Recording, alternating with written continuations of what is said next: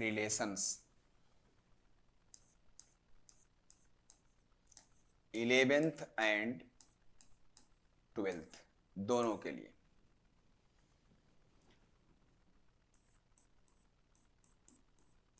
JEE focused, JEE focused ले रहेगा। तो देखो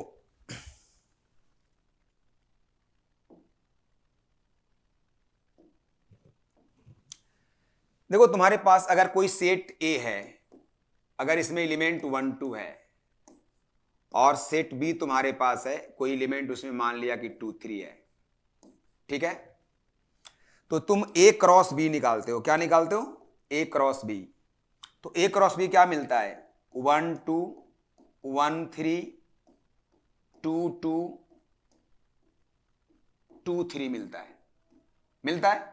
तो 1 2 1 3 2 2 2 3 तुम्हारे पास ए क्रॉस बी मिलता है, राइट। तो इस सेट में कितने एलिमेंट्स हैं? 2 एलिमेंट है। इसमें कितने एलिमेंट हैं? 2 एलिमेंट हैं। इस सेट में कितने एलिमेंट हैं? 4 एलिमेंट है ना। इस केस में नंबर ऑफ सबसेट कितना होता है? नंबर ऑफ सबसेट्स कितने होंगे? 2 का पावर 2 4। इस केस में नंबर ऑफ सबसेट क्या होंगे? नंबर ऑफ सबसेट्स क्या होंगे? नंबर ऑफ सबसेट्स होंगे 2 का पावर 2 इक्वल टू 4। तो बताओ, ये भी एक सेट है, इसमें 4 एलिमेंट है, तो इसका नंबर ऑफ सबसेट क्या होगा? नंबर ऑफ सबसेट्स क्या होंगे? 2 का पावर 4, है ना। इसका वैल्यू कितना आ गया? 16। क्लियर है? तो देखो, रिलेशन जो होता है, रिलेशन जिसको हम लोग आर से दिखाते हैं, रिलेशन जो होता है जिसको हम लोग आर से दिखाते हैं, और रिलेशन जो होता है वो सबसेट होता है ए क्रॉस बी का। रिलेशन क्या होता है? ए क्रॉस बी का सबसेट होता है, ये ध्यान रखना है। रिलेशन जो होता है वो ए क्रॉस बी का क्या होता है? सबसेट होता है ना। जैसे अगर आपके पास किसी सेट में m एलिमेंट्स हैं और दूसरे सेट बी में अगर n एलिमेंट्स हैं, तो a क्रॉस b में m इंटू n एलिमेंट्स होते हैं। तो नंबर ऑफ रिलेशंस अगर पता करना हो तो वो क्या होगा? 2 का पावर mn होगा। क्या होगा? 2 का पावर mn, है ना। और a क्रॉस b को जो है ना, a क्रॉस b को यूनिवर्सल रिलेशन कहा जाता है। क्या कहा जाता है?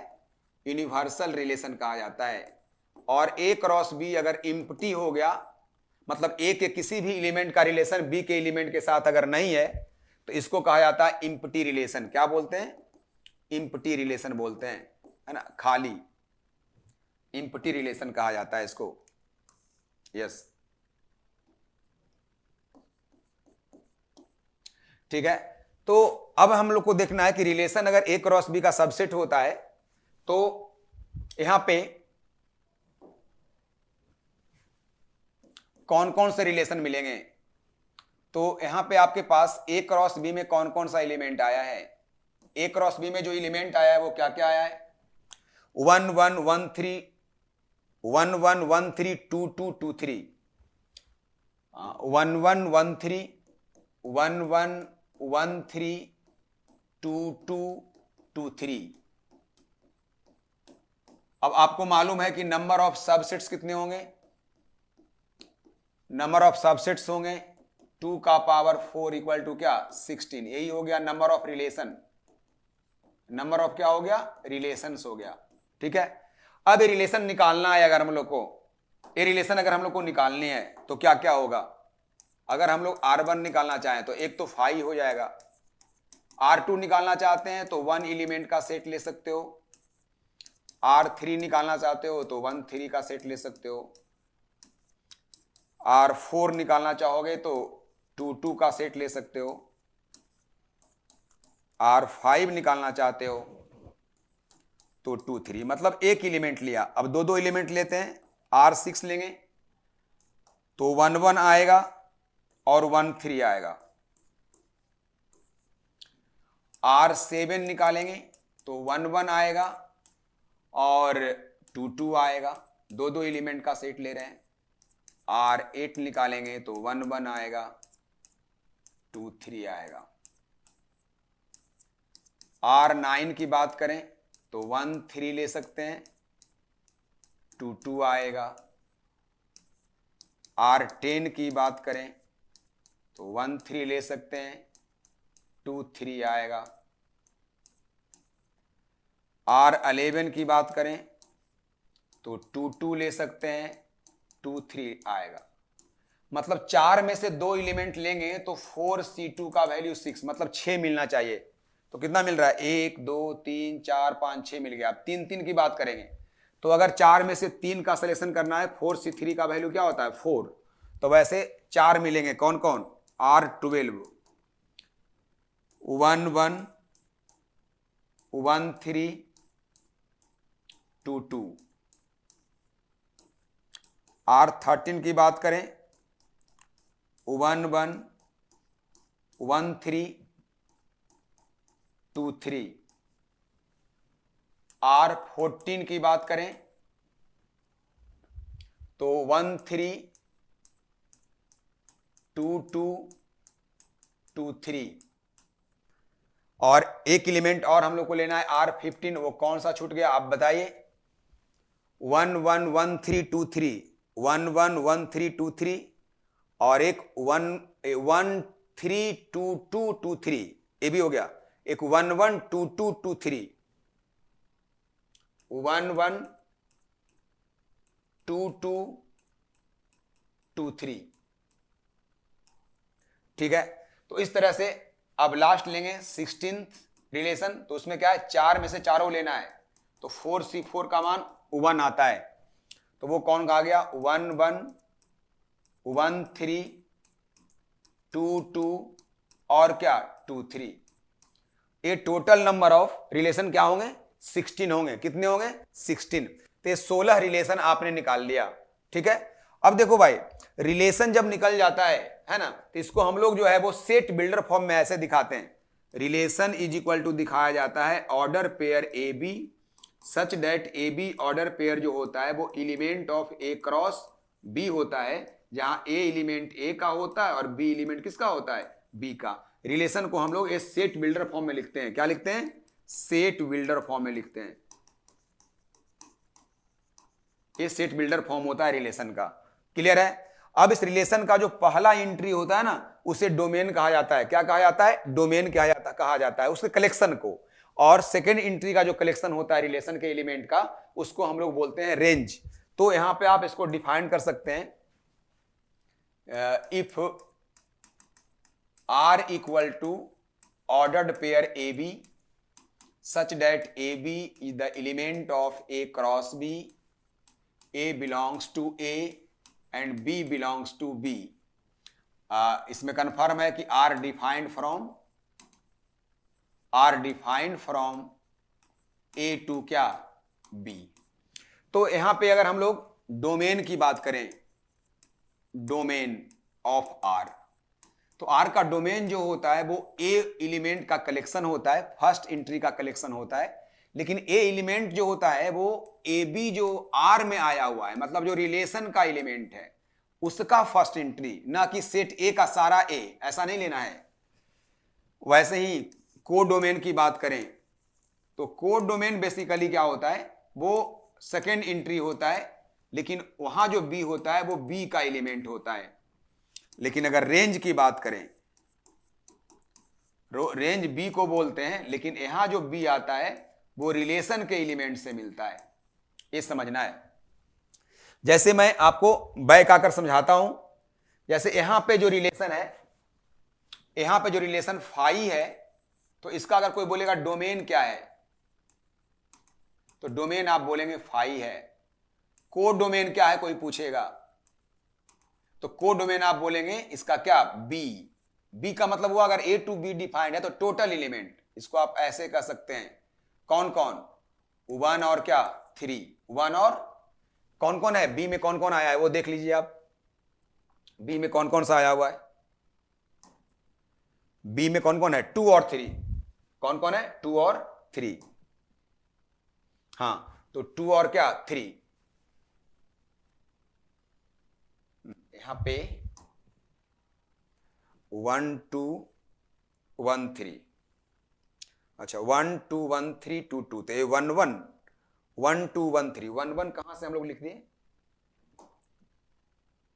हाँ हम लोग 1 1 1 3 2 2 2 3 1 1 ए क्रॉस बी में, हाँ ए क्रॉस बी में 1 1 हमने माना, ठीक है। तो यहां पे कौन कौन आ गया, 1 3 और ये 2 3, ये मिस्टेक यहां पे ध्यान देना है, ये जो है यहां पे 2 है, जहां पे हम लोगों ने 1 कंसीडर कर लिया इसमें, एक्चुअली क्या है 1 2 था, यहां पे 1 2 था, तो जहां 1 1 है वहां पे क्या कर लेंगे 1 2 कर लेंगे, 1 2, जहां भी 1 1 है वहां पे 2 को डाल देना है। ये प्रिंटिंग मिस्टेक समझना है, कॉन्सेप्ट वही है, यानी कि यहां पे 1 2 है, तो यहां पे क्या मिल गया हम लोग का, ए मिल गया 2 और 3 मिल गया। और अगर इसका हम रेंज की बात करें तो रेंज क्या निकलेगा, इसका रेंज क्या हो जाएगा 5 हो जाएगा, क्योंकि इसमें कोई भी एलिमेंट कॉमन नहीं है। वैसे सपोज कीजिए अगर R3 में मालूम करना है तो R3 का डोमेन क्या होगा, इसका डोमेन क्या होगा, इसका डोमेन 1 का सेट होगा। रेंज क्या होगा, रेंज जो है वो 3 एलिमेंट का सेट होगा। लेकिन को डोमेन क्या होगा, तो को डोमेन ऑल बी होगा। मतलब कोई रिलेशन अगर ए टू बी डिफाइंड है ना, तो बी को, पूरे बी को हम लोग को डोमेन बोलते हैं।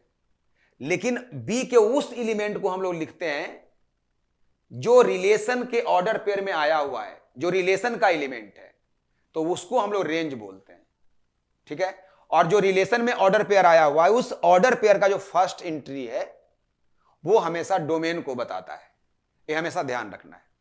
तो डोमेन क्या है, को डोमेन क्या है, रेंज क्या है, रिलेशन का, रिलेशन क्या होता है, नंबर ऑफ रिलेशन क्या कैसे निकलता है, ये सब आपको यहां पे हमने चर्चा कर लिया, ठीक है। इसके बाद आप आगे बढ़िए,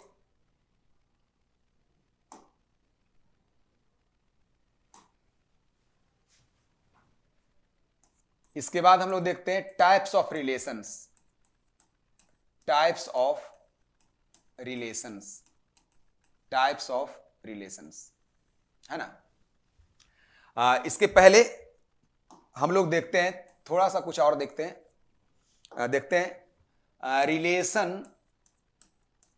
रिलेशन ऑन ए सेट ए। ये चीज आपको 12th वाले सेक्शन में पढ़ना है ना, कि रिलेशन अगर एक सेट पे डिफाइंड है, अगर रिलेशन एक ही सेट पे डिफाइंड है तो उसी सेट को आप 2 बार मल्टीप्लाई करेंगे, मतलब ए क्रॉस ए निकालेंगे। अगर relation A to B defined है तो ए क्रॉस बी निकालते हैं, अगर relation B to A defined है तो बी क्रॉस ए निकालते हैं, अगर relation X to Y defined है तो एक्स क्रॉस वाई निकालते हैं। तो अगर रिलेशन ऑन ए कह रहा है तो वो ए क्रॉस ए निकालना है। कहीं कहीं पे बोलता है कि relation defined from a to a, तो अगर ए टू ए बोल दिया फिर भी ए क्रॉस ए निकालना है, और रिलेशन डिफाइंड ऑन ए बोल दिया फिर भी आपको ए क्रॉस ए निकालना है, ठीक है। तो यहां पे रिलेशन ऑन ए सेट ए, इसका मतलब रिलेशन जो है वो सबसेट होगा किसका, ए क्रॉस ए का होगा, ठीक है। अब यहां पे अगर हम लोग देख लें कि ए में एलिमेंट की संख्या अगर n है तो नंबर ऑफ रिलेशन कितने होंगे, नंबर ऑफ रिलेशंस कितने होंगे बोलिए, नंबर ऑफ रिलेशंस हो जाएंगे 2 का पावर na इंटू na, क्योंकि यहां b भी a हो गया तो 2 का पावर n इंटू n, यानी 2 का पावर क्या n स्क्वायर। ऐसे आप नंबर ऑफ क्या निकाल सकते हैं, रिलेशन निकाल सकते हैं। तो नंबर ऑफ रिलेशन निकालना क्या है, बहुत आसान है, निकाल सकते हैं आप, ठीक है, कोई दिक्कत नहीं होगी, ठीक है। नंबर ऑफ रिलेशन निकाल लिए। अब नंबर ऑफ रिलेशन जब निकल गया तो हम लोग यहां पे टाइप्स ऑफ रिलेशन पढ़ेंगे। क्या पढ़ेंगे, types of relations, types of relations, types of relations पढ़ेंगे, ठीक है। चलिए देखिए बच्चों, टाइप्स ऑफ रिलेशंस, इसमें सबसे पहले पढ़ते हैं इम्प्टी रिलेशन। क्या पढ़ते हैं, इम्प्टी रिलेशन। ये इम्प्टी रिलेशन क्या होता है, तो a relation R a relation R defined on set A is said to be an empty relation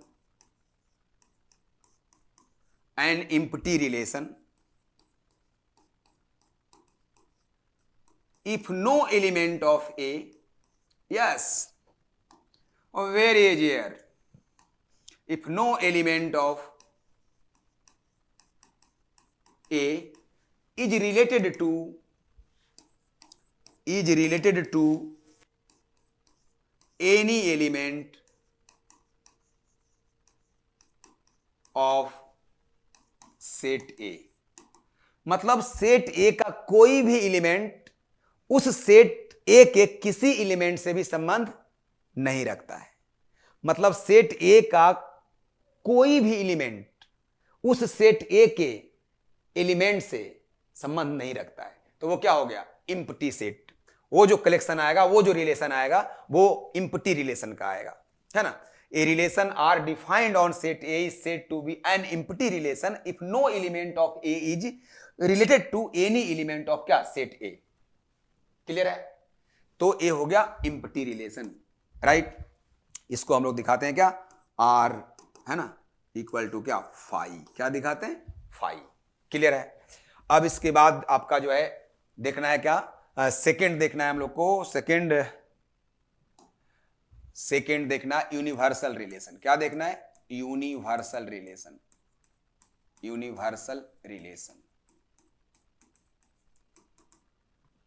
relation. A relation R, पूरी तरह से मैं लिखकर समझा रहा हूं। A relation R defined on a set a is said to be a universal relation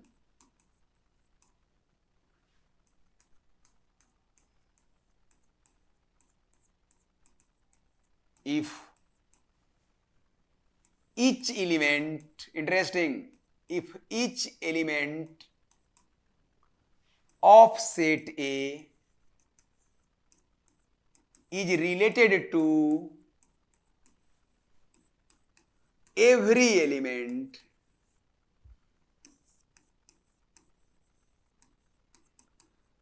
of set A। मतलब set ए का प्रत्येक एलिमेंट उस सेट ए के हर एलिमेंट से संबंध रखता हो, तब उसको क्या बोलेंगे? यूनिवर्सल रिलेशन बोलेंगे, है ना। A cross a is the only universal relation.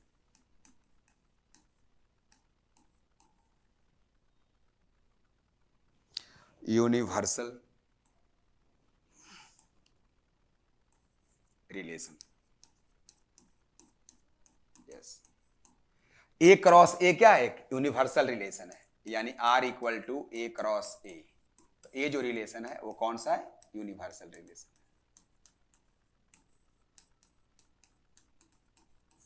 Clear है? थर्ड देखिए, ठीक है।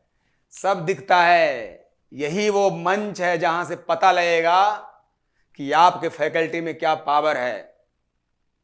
सच सामने आएगा, कौन किताबी कीड़ा है और कौन कॉन्सेप्ट पे बात करता है, सब यहां से दिखेगा। आगे आगे देखिए होता है क्या। पर्दे के पीछे और एक पर्दे से बाहर, अब समझ में आएगा।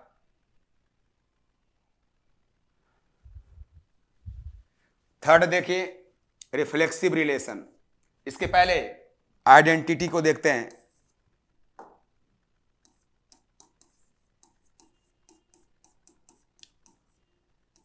Identity relation, a relation R defined on a set A is said to be an identity relation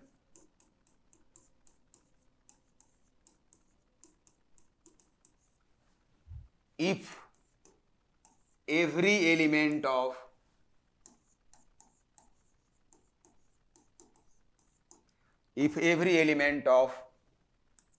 set A is related to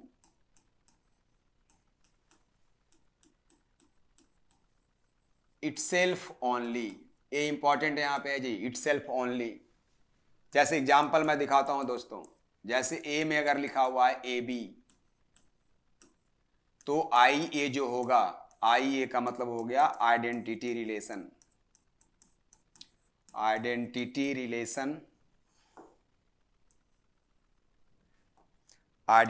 relation on a जो होगा वो क्या होगा, ए A B b. Every element सिर्फ खुद से संबंध रखता है, ये आइडेंटिटी होगा। अगर ए में दिया हुआ है 1 2 3, तो आई ये क्या होगा 1 1 2 2 3 3, ये आइडेंटिटी रिलेशन होगा। अगर ए में दिया हुआ है ए बी सी डी, तो आइडेंटिटी रिलेशन क्या होगा, ए ए बी बी सी सी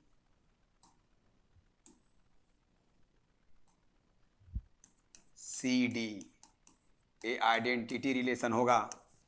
ठीक है, तो आइडेंटिटी रिलेशन में क्या होता है, ए का संबंध ए से, बी का संबंध बी से, सी का संबंध सी से, डी का संबंध डी से। अगर इसमें एक भी छूट जाएगा तो आइडेंटिटी नहीं होगा। जैसे अगर कोई लिख दिया I A equal to A A B B और सी सी, छोड़ दिया डी को, तो not identity. Not identity. Identity में हर एलिमेंट का रिलेशन खुद से होना जरूरी है। एक भी छूट जाएगा तो फिर आइडेंटिटी वो नहीं रह पाएगा, ये आपको ध्यान रखना है, आइडेंटिटी रिलेशन। इसके बाद नेक्स्ट देखते हैं, पॉइंट नंबर क्या है जी, point number 4।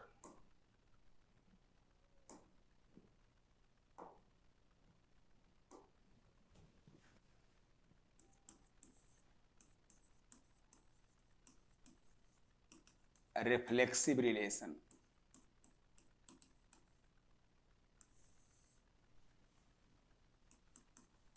A relation R defined on a set A is said to be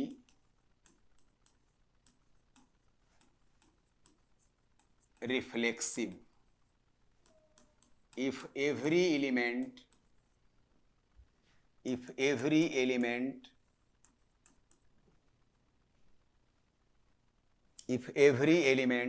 of set A is related to itself। यहां पे ओनली नहीं लगाना है, यहां ओनली नहीं लग रहा है। कहने का मतलब क्या हुआ कि अगर ए में अगर दिया हुआ है 1 2 3 4, तो अगर आपको रिफ्लेक्सिव रिलेशन लिखना है,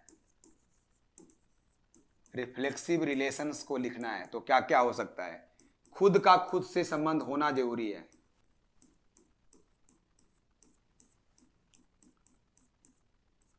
इसके अलावे इसमें अगर हो गया 1 2 तो चलेगा।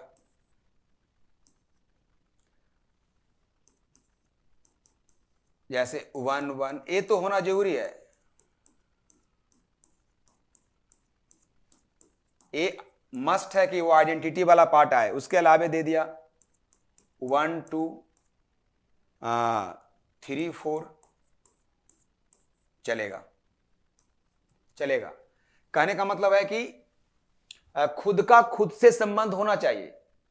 उसके अलावे एक्स्ट्रा भी आ रहा है तो कोई दिक्कत नहीं है। लेकिन अगर इसमें से कोई गॉन हो गया, जैसे एग्जांपल के लिए दे दिया 1 1 2 2 3 3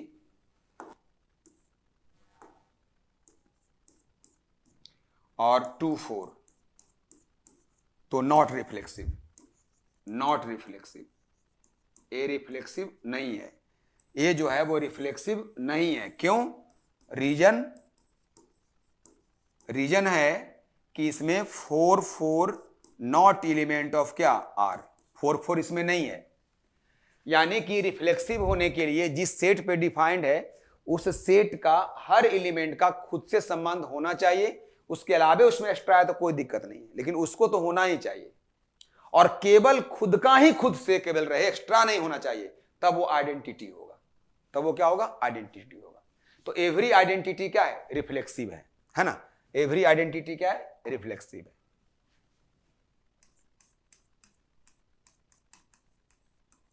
every identity relation is a reflexive relation.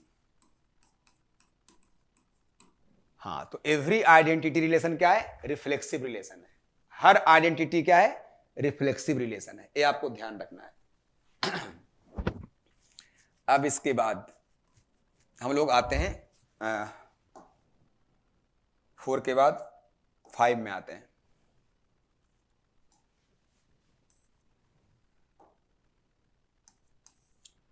5 है symmetric relation.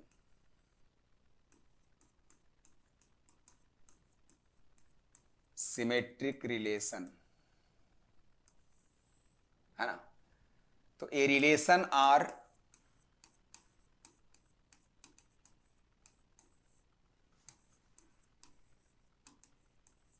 defined on a set A is said to be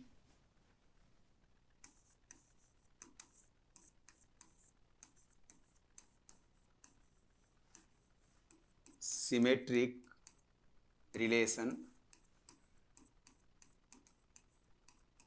if AB element of R, then BA element of क्या? R। मतलब अगर ए बी आर का element है तो B ए भी क्या होगा? आर का एलिमेंट होगा। अगर वो रिलेशन सिमेट्रिक है तो उसमें अगर ए बी है तो उसमें बी ए भी आना मस्ट है। ए इंपॉर्टेंट है यहां पे, ठीक है। जैसे मैं एग्जांपल लेता हूं,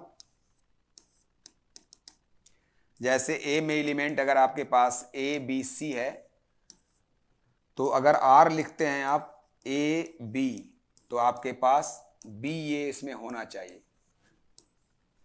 अगर आर लिखते हैं हम लोग ए ए तो ए भी रिफ्लेक्सिव है क्योंकि ए का उल्टा ए होगा। अगर आर लिखते हैं बी बी तो ये भी रिफ्लेक्सिव है। अगर आर लिखते हैं ए बी और एक लिखते हैं बी सी तो not reflexive, sorry not symmetric, I am talking about symmetric यार, नॉट रिफ्लेक्सिव। तो ए बी बी सी है not symmetric, not symmetric, right. तो ये सिमेट्रिक कब होगा? When it will be symmetric, when it will be symmetric. तो symmetric कब होगा? जब ए बी है तो बी ए आ जाएगा, जब बी सी है तो सी बी आ जाएगा। तो ए क्या हो जाएगा अब? Now symmetric, now symmetric. अब क्या हो जाएगा? ये सिमेट्रिक हो जाएगा। क्लियर है? तो ये चीजें आपको बहुत इंपॉर्टेंट है जो समझना है। सिमेट्रिक में अगर ए बी एलिमेंट आ रहा है तो बी ए का होना अति आवश्यक है। अगर उसमें बी ए नहीं आता है तो वो फिर सिमेट्रिक नहीं हो पाएगा, ठीक है। इसके बाद 6 number, 6 number transitive relation. Transitive relation, a relation are defined on A set A is said to be transitive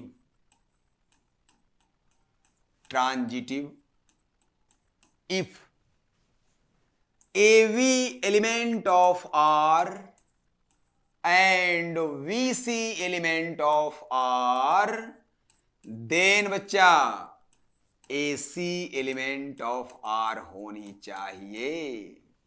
यानी अगर AB और BC उसमें है तो AC होना जरूरी है। जैसे एग्जाम्पल R on A में अगर दिया हुआ है 1 2 3, तो अगर R लिखते हैं 1 2 और 2 3 तो 1 3 होना जरूरी है। अगर R में लिख रहे हैं 2 3 3 1 तो इसमें 2 1 का होना जरूरी है।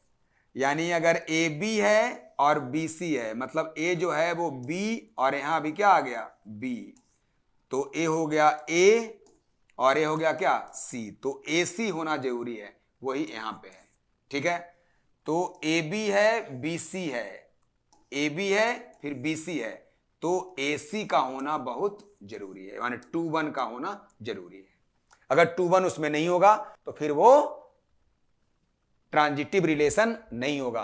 ट्रांजिटिव के लिए क्या है, ए बी का भाई है, ए बी का भाई है और बी सी का भाई है, बी सी का भाई है, ए बी का भाई है और बी सी का भाई है, तो ए सी का क्या होगा, भाई होगा। तो A is brother of B is a transitive relation. क्या है, ट्रांजिटिव रिलेशन है। क्लियर है। तो ट्रांजिटिव रिलेशन किसको कहते हैं वो आपको समझ में आ गया। अब इसके बाद देखते हैं हम लोग इक्विवेलेंस रिलेशन। क्या देखते हैं, इक्विवेलेंस। इसके पहले 6 7 नंबर इक्विवेलेंस रिलेशन, ये भी इंपॉर्टेंट है। Equivalence relation ID point of view से देख रहे हैं हम लोग।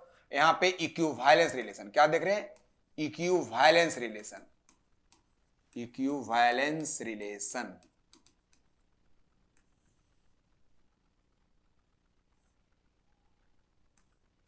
द रिलेशन मतलब कोई खास relation. The relation which is reflexive, symmetric and transitive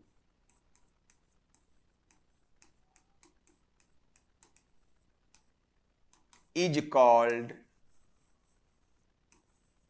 equivalence relation। मतलब इक्विवेलेंस होने के लिए रिफ्लेक्सिव होना पड़ेगा, सिमेट्रिक होना पड़ेगा, ट्रांजिटिव होना पड़ेगा। अगर तीनों हो गया तो इक्वल टू क्या हो गया, इक्विवेलेंस। क्या हो गया, इक्विवेलेंस। यानी जो रिलेशन रिफ्लेक्सिव है, सिमेट्रिक है और ट्रांजिटिव है, उस रिलेशन को हम लोग क्या बोलते हैं, वो रिलेशन क्या है, इक्विवेलेंस है। राइट।